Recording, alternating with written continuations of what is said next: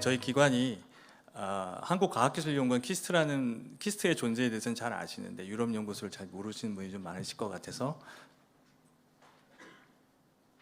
기관 개요부터 시작해서 저희가 어떤 일을 하고 있고 그다음에 저희가 어떤 일을 하고 있음의 결과로서 저희가 환경 규제에 대한 간단한 내용에 대해서 정리해서 발표드리도록 하겠습니다. 그리고 제가 발표를 준비할 때 저희가 항상 진행하고 있었던 세부 규제, EU 환경 규제 관련된 세미나 자료들을 좀 취합하다 보니까 디테일한 세부적인 규제에 관련돼서는 워낙 전문가분들께서 오후 세션에 자세하게 발표해 주실 거라고 생각이 돼서 저는 큰 틀에서 프레임만 간단하게 소개하는 걸로 발표를 가름하겠습니다. 네, 저희 연구소는 이제 27년 차, 좀 오래된 건 아니죠. 유럽에 비하면 한 27년 됐는데 모르시는 분들이 더 많습니다. 1996년에 저희가 설립이 됐고요. 그다음에 2000년에 1연구동, 그다음에 2010년에 2연구동. 그래서 큰 틀에서 건물은 2개가 있고 연구 설비가, 그다음에 2021년 11월에 이제 게스트하우스가 오픈이 되면서 공식적으로는 큰 틀에 연구 인프라가 모두 갖춰진 독립 연구소 성격이라고 이해하시면 될 것 같습니다. 어디에 있느냐? 네, 잘란트라는 독일의 주에 있고요. 다들 모르시는 주일 겁니다. 예전에 알퐁스도데 별을 해는 밤인가요? 거기에 나와 있던 프랑스와 독일과 계속 그 주인이 바뀌는 그 국경지대 알자스 로렌 지역과 바로 맞닿아 있는 지역이기도 합니다.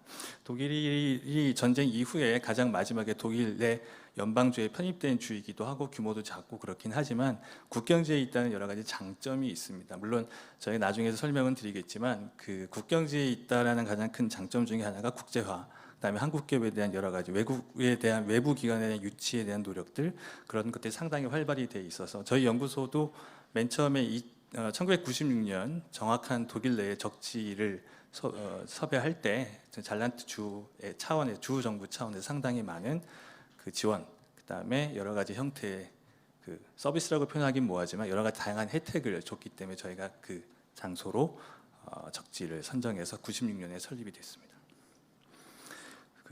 연구기관이고 그다음에 뭐 하나의 사무소로 운영되는 기관이 아니기 때문에 보시는 것처럼 크게 2개의 연구 조직이 있고요.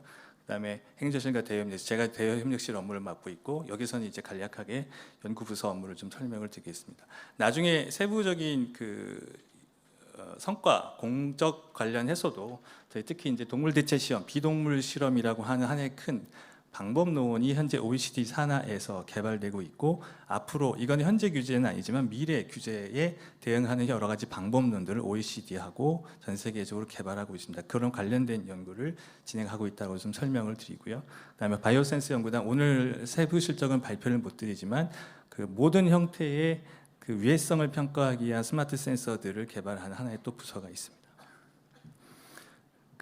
이건 뭐 자랑인데요. 여기 보시는 것처럼 건물, 뭐 조그만 건물이 아니라 큰 건물 2개, 그다음에 게스트하우스 있다 설명드리고, 오른쪽에 보시는 게스트하우스가 이제 1인실 27개, 가족실이 한 4개 정도 갖춰져, 뭐 장사치 같죠? 죄송합니다. 이런 게스트하우스가 지금 현재로서는 외부 손님, 뭐 방문 연구자, 그다음에 이제 기업 유치해서 기업들이 들어와서 현재는 다 만실입니다. 이런 형태의 현지 지원 인프라가 갖춰져 있다라고 이해해 주시면 좋을 것 같습니다.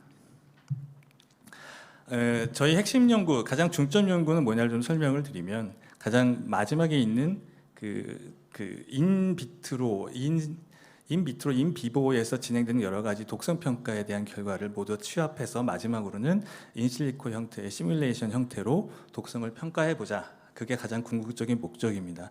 그러기 위해서 앞에 보시는 3개의 연구 영역이 3개 통합돼서 여기 보시는 AOP, 동물 대체 시험이라고 하나의 컨텐츠인 독성에 대한 발현 경로라는 케이스를 현재 개발하고 있고요.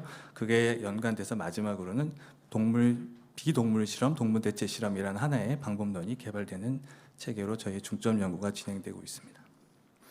이거는 뭐 워낙 많이 들으셨기 때문에 좀 스킵을 하고요. 이것도 뭐 잘 아시겠지만 동물 대체 시험과 관련된 여러 가지 헤게모니, 여러 가지 정책, 화장품 중에 생산 과정에 아니면 그 원료 생산 과정에 동물을 대상으로 실험했다면 유럽에서는 해당 화장품을 판매하지 못하는 등 동물 실험을 배제하는 형태의 규제는 현재 유럽은 많이 들어와 있고, 관련돼서 유럽이 관련된 연구를 상당히 많이 진행하고 있고 관련 정책도 많다라는 배경 설명이고요.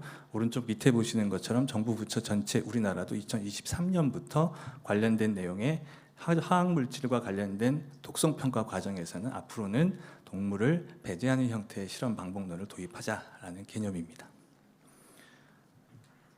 그리고 이제 저희 부서가 진행하는 업무 중에 2018년인가요? 그 전부터 그 리치 대응해서 한국 기업들 지원하는 형태로 이제 사전 등록하고 2018년까지 본 등록을 마무리하면서 리치 중심의 전문 영역, 그다음에 잘 아시는 바와 같이 현재에 있는 기관으로서 OR 형태의 기능을 저희가 수행한 바 있었는데 2018년 본 등록이 마무리되면서 관련된 내용을 유상 형태의 전문 컨설팅 형태로 진행되는 서비스를 전체적으로 그 규제 범위를 좀 더 넓히고, 그다음에 디테일하게 뎁스 있게 진행되는 지원 절차를 좀 더 러프하게 넓게 포트폴리오를 넓히는 방향으로 저희가 서비스를 좀 수정을 했고요. 그다음에 그런 경우 이게 개별적으로 저희가 용역계약 형태로 체결해서 유상 서비스를 지원하던 거를 불특정 다수에게 저희가 세미나도 하고 뉴스레터 여러 가지 분석 보고서를 발간해서 배포하는 형태로 진행을 하고 있습니다. 그 중에 하나가 저희 컴파스에도 저희가 그 분석 보고서 SCIP 관련된 그 내용을 분석해서 한번 저희가 게재를 부탁드린 바가 있고, 관련된 그다음에 저희가 한국무역협회, 한국나노안전성센터 등에 저희가 그 규제 관련 동향을 계속 분석해서 주 단위로 계속 뉴스레터 형태로 배포하고 있습니다. 혹시 산업계에서 오신 분들 계시면 혹시 그 접해 보신 분들 있으시겠죠? 라고 믿겠습니다. 관련된 내용 그랬어요. 2018년 이후부터 한 820건 정도 뉴스레터가 저희가 배포가 됐고요. 그다음에 가이드라인, 그다음에 그 현지에 있다 보면 현지에 또 파견 대신 아까 현대자동차 발표도 해주셨는데 정말 케이스 바이 케이스 스팟성으로 우리 제품은 이러한 제품인데 이런 규제가 이번에 발효됐는데 이번에 그 규제에 저촉이 되느냐 아니면 자유롭냐라고 질문들을 많이 하십니다. 그런 거에 대해서는 17개 업체 디테일하게 분석해서 관련된 답변을 드린 적이 있습니다. 그리고 이제 아까도 그 사진으로 좀 보여드렸지만 그 인프라가 갖춰져 있고, 첫 번째 건물은 저희 자체 연구를 하는 그 건물이고, 또 두 번째 건물은 저희가 이제 협력 연구나 저희 기관을 활용하시고자 하시는 국내 기관들에게 오픈된 공간입니다. 그래서 그 공간을 어떻게 활용할지, 여러분들 이제 오늘 오신 분들 중에 키스토 유럽 한국과학기술연구원 유럽연구소를 처음 접해 보신 분들이 있으신 것처럼 해당 건물이 거의 비어 있었습니다. 그다음에 저희 과거에 이제 어떤 그 지금 말씀드려도 되나요? 한 기업이 이제 인큐베이션 형태로 한 7년 동안 그 현지의 AS 애프터마켓 업무를 수행하시다가 타당성 밸류에이션 체크 다 하시고 타당성 체크 하신 다음에 독립하셔서 밖으로 나가시고, 인큐베이션 역할이라고 보시면 좀 간단할 것 같은데, 그래서 그걸 이제 저희 자체적으로만 이제 홍보를 하고 하다 보니까 많은 부족함도 있고, 현지에서 또 독일이라고 하는 생경한 또 나라에 진출하시고자 한다고 하는 것도 상당히 쉽지 않은 일이기도 합니다. 그래서 작년 말부터 관련된 협의가 잘란트 주, 그러니까 저희가 지금 저희가 위치하고 있는 독일의 잘란트 주 정부 쪽하고 협의를 계속 진행을 해서 약간 장기간 진행한 작년 말부터 어느 정도 합의가 됐고, 올해 초에 근본적으로 합의가 된 다음에 그러면 이제 이 공간을 어떤 그 기업들로 채워야 나가야 되느냐라는 그 퀘스천에 대해서 올해 초에 이제 IBK 기업은행의 창공이라는 그 스타트업 지원 펀드가 있습니다. 그 프로그램이라고 할 수 있죠. 프로그램이 있습니다. 그쪽하고 협의가 잘 돼서 IBK 창공, 그다음에 저희 키스트 보는 헤드쿼터, 그다음에 잘란트 주정부의 경제부 장관, 부총리가 한국에 직접 방문해서 3자 간의 이제 협력. 그러니까 다시 말씀드리면 우수한 기업은 IBK 창공에서 선발해 주시고, 그다음에 인프라는 현지 진출하고자 하는 스타트업에 대해서는 저희가 인프라를 제공하고, 그다음에 현지에서 법인을 설립할 때 모든 행정적인 서비스는 잘란트 주정부가 무상으로 지원하는 형태의 서비스가 합의가 됐습니다. 그래서 그 합의를 끝난 다음에 저희가 그 잘란트 주정부랑 그러면 이런 액티비티를 IBK랑만 하지 말고 여러 기관들에서부터 오는 선발되는 기업들도 지원하자라는 큰 틀의 플랫폼, 뭐 말이 플랫폼이지 명확하게 플랫폼은 이게 유일할 것 같다는 좀 자신감은 좀 있지만 인자라고 하는 형태의 플랫폼을 저희가 7월 달에 다시 한번 디테일하게 현지에서 확정 오픈 관련 서비스를 진행을 하고 있습니다. 네, 그래서 보시는 것처럼 아까의 3자 구도는 다시 한번 좀 정리를 했고요. 그래서 요 관련된 시범 사업이 올해 9월 최초로 시작이 됐고 올해 9월 11개 스타트업이 저희 쪽 방문해서 관련 엑셀러레이션 여러 가지 형태의 네트워킹에 대한 지원을 받으셨고 결과적으로 그중에 1개의 기업이 올해 11월 얼마 전이죠. 11월 현지 지사를 설립하는 형태까지 진행이 됐고 한 2-3개 업체들은 현지 바이어를 또 컨택해서 판매 계약까지 체결하는 형태의 진전이 있었습니다.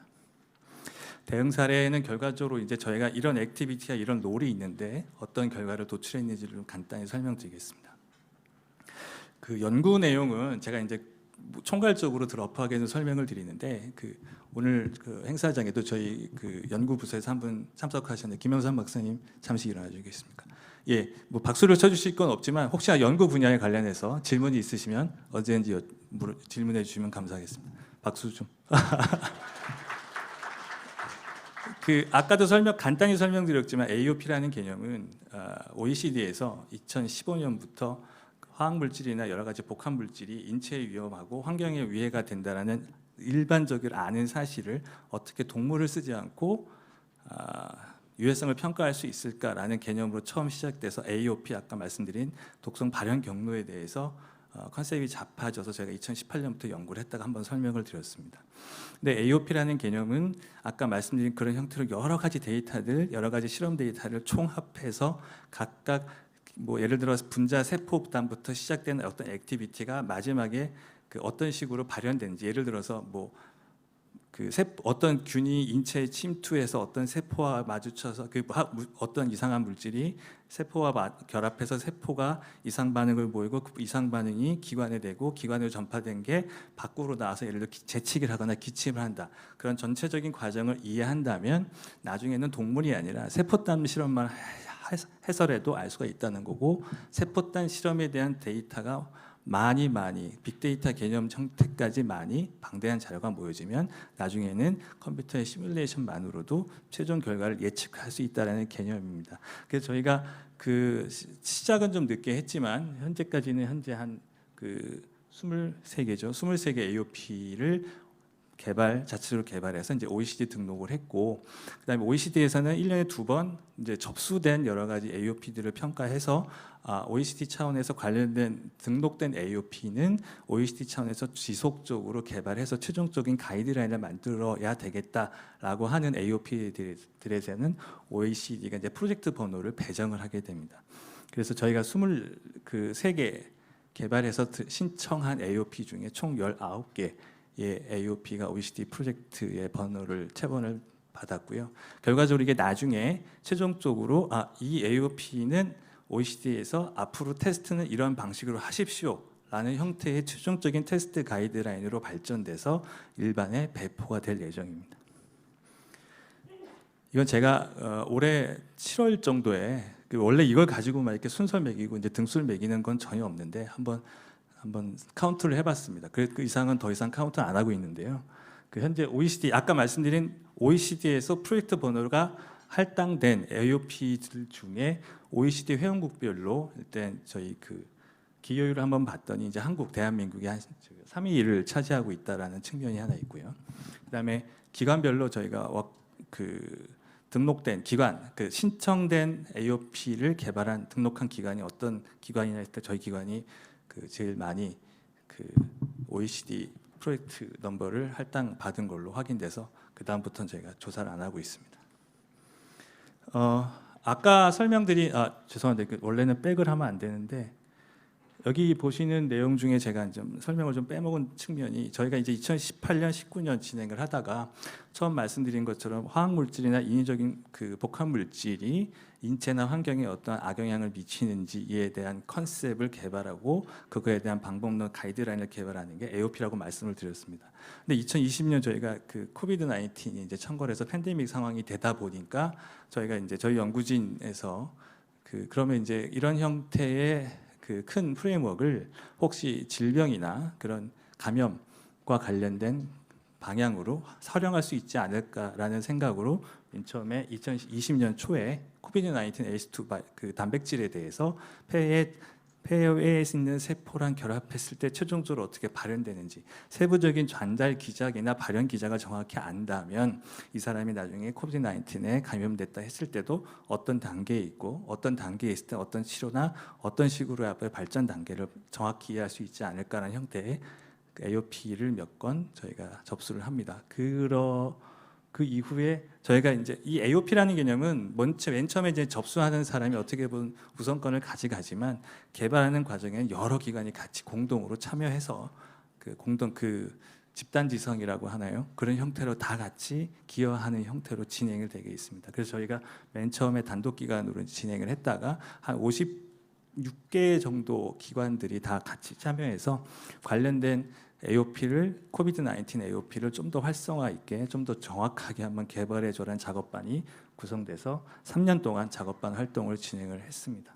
그래서 3년 동안 잘 아시겠지만 이크밤 쪽의 동물 대체 시험 관련 그 조인트 리서치 센터 산하에 있는 기구에서 매년 발간의 연차 보고서에 관련 액티비티가 3년 연속으로 게재가 됐고 뭐 활동이 끝났기 때문에 더 이상은 게재가 안 될 겁니다. 그러면 이제 AOP를 아까 이제 현대자동차 발표에서도 좀 말씀해 주셨는데 앞으로 그러니까 규제라는 개념은 앞으로 어떻게 발전될 것이라는 거에 대한 예측이 매우 중요하고요. 그거에 대해서 사전적으로 선제적으로 대응할 수 있으면 가장 베스트입니다. 근데 그게 어려운 거 다 유키 잘 알고 있는 사실이실 거고요. 그래서 저희가 관련된 내용들에 대한 기본적인 현재는 아직도 이니셔티브 단계이긴 하지만 관련된 내용들을 산업계에 전파하려고 노력을 좀 많이 하고 있고 그중에 바이오 쪽의 스타트업 한 군데랑 저희가 갖고 있는 역량이나 여러 가지 IOP에 대한 개발된 기본적인 그 캐파를 이전하는 형태의 계약 한 건, 그다음에 저희 수상 기관에도 한 분 계신 것 같은데 이런 유해성을 평가하는 GLP 시험 인증 기관에 앞으로 이런 방법론들을 활용한 방법론 개발, 그다음 독성 평가를 진행하는 여러 가지 형태를 같이 공동으로 개발 발전해 나가자는 형태의 MOU 등에 대한 기술 제휴도 같이 추가적으로 진행됐습니다. 그리고 저희가 또 현지에 있다 보니까 이제 현지에서 관련된 액티비티를 활발히 하다 보면 또 OECD 전문가에 대한 풀에 또 저희가 들어갈 수 있었고 관련된 내용에 대해서 그 친구들의 항상 기본적인 방법은 과학적으로 충분히 협의되고 협의된 내용들에 대해서 충분한 시간과 노력을 거쳐 공청회를 진행하고 최종적으로 규제 도입되기 상당히 오랜 시간이 걸립니다. 그러한 전문가에 대한 기본적인 검토 과정에서 AOP를 그러면 지조 나노 물질에 활용해 볼 수 있는 방법론을 개발해 보자라는 전문가 협회에 저희 같이 참석해서 관련된 내용에 대한 여러 가지 전문가 리뷰에 참여를 했고요. 그래서 이제 이거는 이제 액티비티 베이스로 이제 참여했다라고 저희가 정리를 하기보다는 좀 더 명확하게 정량적인 성과나 공과를 좀 정리하다 보니까 저희가 한 리뷰 내용에 대해서 제시한 33개 의견이 다 포함되고 반영이 됐다라고 내용 정리를 좀 드렸습니다. 아까도 말씀드렸지만 현지에서 저희 기관도 마찬가지지만 저희 부서 특히 이제 나중에 좀 말씀드리겠지만 케이스 바이 케이스로 그때 당시에 좀 핫한 이슈들에 대해서 이제 분석해서 세미나나 그런 걸 좀 진행하고 있다 보니까 이제 각각의 세부 규정에 대해서 여기 보시는 것처럼 여기 이름을 좀 가렸습니다. 이제 공적 내용은 다 실명을 다 거론했지만 여기 일단 이런 업체들에서 이런 관련된 내용들이 많이 답지를 해서 저희가 혹시나 정확하지 않은 정보가 있을 때는 다행히 또 현지에서 진행되는 세미나에도 참석도 하고 관련된 내용을 좀 더 좀 디테일하게 분석하고 정확한 정보를 확인한 다음에 업체에게 제공하는 형태로 관련됐고요. 관련된 내용은 대부분 이제 저희한테 직접 하시기보다는 아까 말씀드렸듯이 우리 콤파스도 있지만 한국무역협회가 이제 브뤼셀 지부를 운영하고 있고요. 그쪽에서 또 이런 업무를 또 좀 비슷하게 하는 것 같습니다. 물론 컴파스를 통해서도 관련된 내용을 충분히 공유받을 수도 있는데 특히 이제 그쪽에서는 이제 한국 기업들 특히 유럽 쪽하고 무역을 하고 있는 기업들을 대상으로 무역 세제 여러 가지 측면에 대한 규제 더하기 이제 저희가 진행하고 있는 환경 규제에 대한 내용을 매주 저희가 공지를 하고 있는 내용인데 그쪽에서 저희 그 현지에 나가 있는 한국 기업들의 고충 사항이나 애로 사항을 취합해서 그 중에 환경 규제 관련된 내용은 저희한테 좀 요청을 하고 있습니다. 그래서 저희가 현재까지 한 17개 기업들의 유사하거나 비슷한 내용들에 대해서 저희가 답변을 드린 적이 있고요.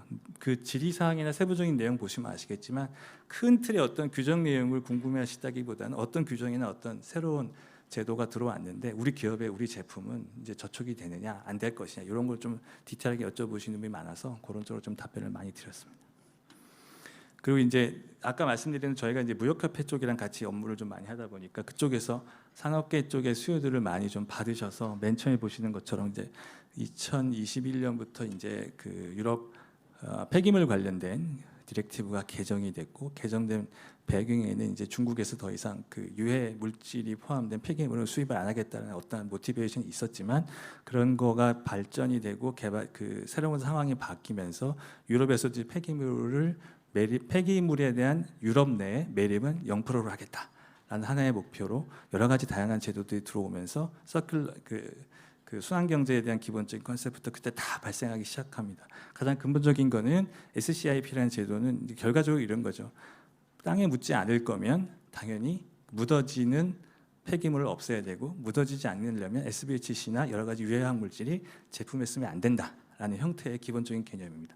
그다음에 두 번째로 있는 게 기본적인 주도 동향, 기업에 대응하는 방안. 이때는 이제 에코 디자인 얘기 좀 말씀드렸고 여기 있는 거는 이제 그때 당시에 이제 그 탄소 중립 기업에 대한 법률, 그다음에 이제 핵심 광물, 핵심 자원 관련된 법률 여러 가지 법률들이 많이 나와서 종합해서 한번 제가 세미나로 진행한 적이 있습니다. 그래서 아까 말씀드린 대로 그 건 바이 건으로 매주 한 2건에서 3건 정도로 환경 규제에 대한 변화되는 내용에 대해서는 환경 규제 뉴스레터로 그 한국무역협회 브뤼셀 지부를 통해서 배포를 하고 있고요. 나노 관련된 규제 동향은 나노 안전성 기술지원센터를 통해서 저희가 뉴스레터를 배포하고 있습니다. 여기 배포되는 뉴스는 제가 알기로는 그냥 무료이기 때문에 언제든 시간 되실 때 와서 조회해 보시면 될 것 같습니다. 그다음에 아까 모두에서 잠깐 말씀드렸듯이 SCIP 관련된 제도, 신고 제도 들어왔을 때 저희 컴파스를 통해서 관련된 분석 결과 좀 공유드렸고요. 여기 보시는 것처럼 나노 규제 관련된 가이드라인 출판해서 저희가 배포한 적이 있습니다. 한 10분 정도 남은 것 같은데 간단히 그러면 제가 꼭 그 유럽 규제 관련된 설명을 위한 세미나를 할 때 한국 기업이나 한국 기관들이 좀 간과하시는 부분이 한두 군데 있는 것 같아서 큰 틀에서만 좀 말씀을 드리겠습니다. 그 유럽연합 홈페이지에 가보시면 가장 맨 처음에 나오는 메뉴가 EU의 가장 앞으로의 핵심 6대 전략입니다. 6대 전략 중에 가장 첫 번째 나와 있는 게 그린 딜이고 나머지 것들이야 뭐 다 아시겠지만 디지타이제이션, 그다음에 투자 환경 개선통, 양질의 일자리. 어떻게 보면 우리나라 각 하나의 국가가 미래 앞으로 어떤 정책을 시행하겠다는 거의 그 틀하고는 거의 일맥상통한다고 볼 수 있겠습니다. 그다음에 저희가 지금 고민하고 있는 환경 규제는 대부분 그린 딜에서 다루고 있는 내용이고 밑에 있는 내용은 이거에 대한 가장 근본적인 이 6개의 정책이나 그 정책을 아우르는 근간은 결국 유럽 경제, 유럽 사회, 유럽의 여러 가지 산업의 회복이 가장 큰 목표라는 기치입니다.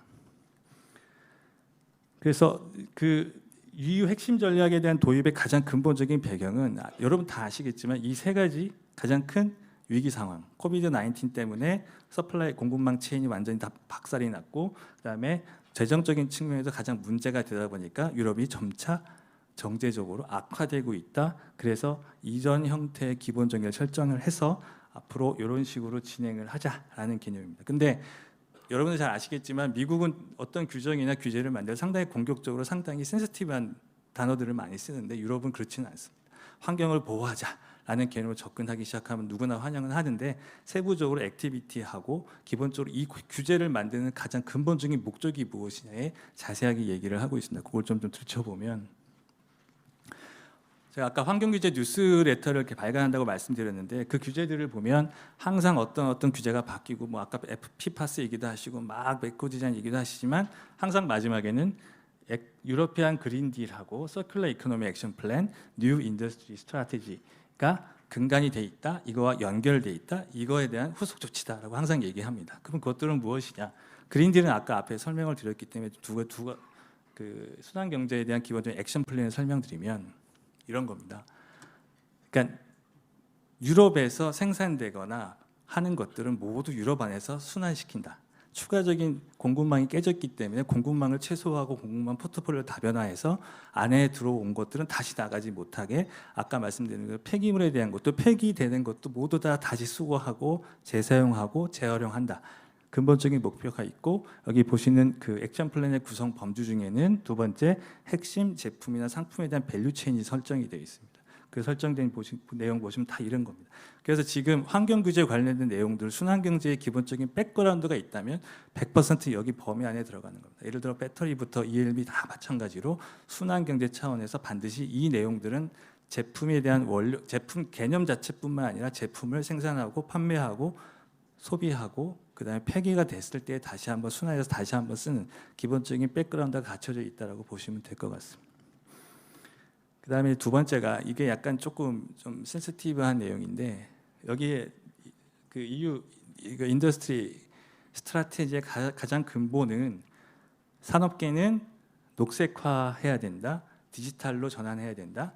그렇기 때문에 유럽에 있는 산업계에는 다른 대륙 싱글 마켓이라고 표현하는 EU 외 시장의 기업들과는 상당히 비용적인 측면에서 높을 것이다. 그런 걸 지원하는 국제적인 경쟁력을 강화하도록 EU는 노력해야 된다. 이 뜻입니다. 그래서 모든 규제들은 다 이 두 가지 그 서클 액션 아이템, 액션 플랜하고 뉴 인더스트리 스트래티지가 기본적인 관건입니다. 다음 여기는 설명은 안 했지만 인더스트리얼 폴리시에 대한 패키지 중엔 그 이 유럽 싱글 마켓에 대한 기본적인 건전성을 강화하자라는 내용도 있습니다. 그러니까 여러 가지 개념에서 유럽 시장에서는 도저히 찾아볼 수 없는 제품인 것을 제외하고 유럽에서는 자체적으로 생산할 수 없는 것들을 제외하고 유럽 안에서 생산할 수 있고 소화할 수 있다면 외부에 있는 유럽 싱글 마켓 외부에 있는 기업들은 대부분 관련된 규정을 다 지키게 만들어서 기울어진 운동장이라는 표현을 많이 하는데 기울어진 운동장을 어떻게든 같이 맞춰보자 하는 게 환경 규제의 가장 근본적인 백그라운드입니다. 그래서 이런 내용들이 잘 들어가 있는 것들은 여러분들이 이거는 제가 이 규제를 그 법률을 설명드리려고 제가 추가한 건 아니고요. 최근에 그 뉴제로 그 탄소 중립 산업법인가요? 탄소 중립 산업법 뭐 핵심 광물 자원법 뭐 이런 것들이 막 나오고 있는데 그런 것들이 도입될 때 가장 중요한 거는 세부적인 규정이 아니라 여기 앞에 여기 이제 규정 이제 첫 페이지인데 항상 이 백그라운드를 설명하는 익스플레이너토리 메모랜덤이라는 것들이 있습니다. 거기에서 얘기하는 걸 잘 보시면 유럽이나 그러니까 미국 같은 경우는 한국 기업 안 된다 뭐 이런 되게 이제 디테일한 내용들이 있는데 유럽은 그렇게 하는 게 아니라 백그라운드를 설명하면서 규제에 대한 기본적인 방향을 설정하게 됩니다. 여기 있는 내용들을 이제 이렇게 되어 있는데 요거 내용을 좀 정리를 해봤습니다.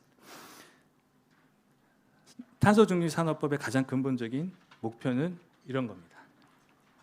그러니까 탄소 중립 기술을 개발해야 된다. 유럽은.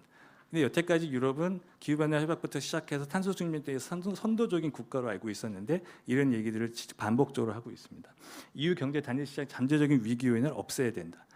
탄소 중립을 하면서 이런 위기 요인을 없애야 된다. 약간 좀 생뚱맞지만 앞으로 저탄소 탄소 중립을 실현하기 위한 목표를 설정하면서 그거에 대한 기본적인 세계에 대한 현황이나 위기를 제시를 합니다. 2050년까지 전기차는 이렇게 증가하고 관련된 산업, 탄소 중립 산업은 계속 발전한다고 하는데 미국은 IRA를 통해서 이렇게 지원한다고 하는데 중국은 돈을 막대한 자원을 투자하고 있는데 도대체 우리는 뭘 하고 있느냐라는 철저한 자아 성찰부터 시작을 하면서 우리는 전기차를 생산한다고 하지만 대부분을 외국에 의존하고 있고 그다음에 태양광에 대해서 신재생 에너지는 앞서가고 있지만 그 모듈은 다 외국에 수입하고 대부분의 매트리얼 원료는 해외에 의존하고 있다. 이게 도대체 우리가 알고 있는 유럽인가라는 자아 성찰로 시작합니다. 그러면 이 법은 아시겠지만 어떤 규제나 그런 개념이 아니라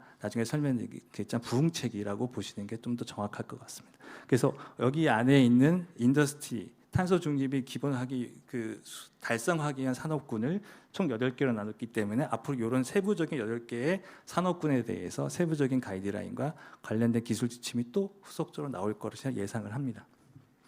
그래서 그 내용을 이제 뒤에 있는 내용을 종합적으로 요약하면 결과적으로 수단을 가리지 않고 7개로 되어 있지만 유럽에 있는 기업들의 탄소 중립 산업으로의 시작, 도입, 프로젝트 하기를 지원하기 위한 산업 부흥 정책으로 관련된 법을 활용하겠습니다라는 내용이 있고 유럽 한 나라 디렉티브 개념하고 레귤레이션 잘 아시겠지만 이거는 발효 시점부터 각국에 알아서 하라고 나중에 자국법으로 만들어라고 디렉티브로 하는 게 아니라 발효되는 시점 전체 유럽이 동일하게 적용돼야 된다라는 개념으로 레귤레이션으로 설정해서 운영하겠다라는 내용이 정리되어 있습니다.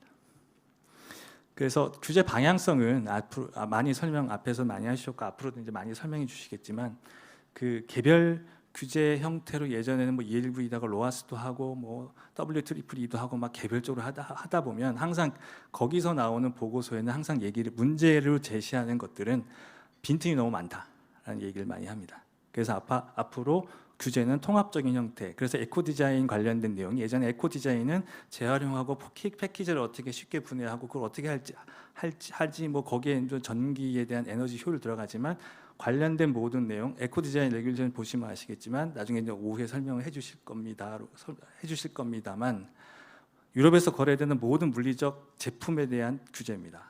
그래서 세부적인 내용들은 다 대응하셔야 되고 패스포드까지 대응을 하는 게 에코 디자인 레귤레이션의 기본적인 핵심입니다. 빈틈이 없게 만들자는 게 가장 큰 의미고요. 탑다운 형태에서 위에서 아래에 내려오는 보텀업 형태로 올라가는 방식, 기업의 재무 정보, 비재무 정보가 통합되는 가장 큰 이유는 기업의 서스테너빌리티를 저해하는 요인 예전엔 그 재정적인 정보였는데 유럽 규제가 이렇게 바뀌니 기업의 지속성을 저해하는 요인이 비재무 정보에도 있다. 그러니까 비재무 정보를 공개를 해라. 그래야 너희가 지속성인지 알아보겠다. 그 개념이 아니라 현재 유럽에서는 비재무 정보를 공시를 해서 그 내용을 가지고 서스테너빌리티를 측정하겠다. 왜? 사회가 이렇게 변했으니까 리스크가 이제 다가와서 해칭하는 단계로 보시면 되겠습니다. 지속 가능성 척도 말씀드렸고요. 규제 대상 적용 범위가 아까 말씀드렸지만 공급망이라는 개념으로 실사가 들어가는 건 스컵3하고 일맥상통하는 겁니다. 너희가 아무리 자체적으로 생산을 잘했다 하더라도 너희와 관련된 공급망에서 문제가 있다면 그것도 규제 대상이다. 왜? 나중에 설명하겠습니다. 기업의 책임 범위가 이렇게 됩니다라고 다시 한번 좀 바뀌고 있고요.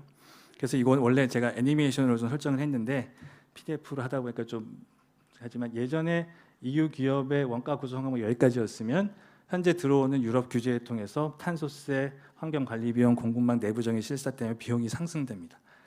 근데 그 유럽 기업이 아닌 기업, 그 유럽 내에 위치하지 않는 제3국의 기업들은 기존에 요 정도밖에 없었기 때문에 운동장이 기울어졌다고 판단을 한 거죠. 그래서 탄소세, 자국 내 업체들은 부과하던 탄소세를 앞으로는 탄소국경 조정제를 통해서 관련된 비용을 부과하고 CBM, EPR은 이제 저희가 생산자 그 책임 재활용 제도, 저희 그 생산자가 그 제품을 수거해서 재활용하는 기본적인 내용 제도고요. 에코 디자인 규제를 당연히 이행하게 되면 비용이 들어가니까 원가가 늘어가게 되고 공급망 실사까지 되면 결과적으로 EU 시장에서 이 단일 시장에서 거래되는 물리적 제품의 유럽 기업들의 경쟁력은 강화될 것이라는 게 기본적인 분석이라고 보시면 될 것 같습니다. 네, 이상으로 발표를 마치겠습니다. 감사합니다.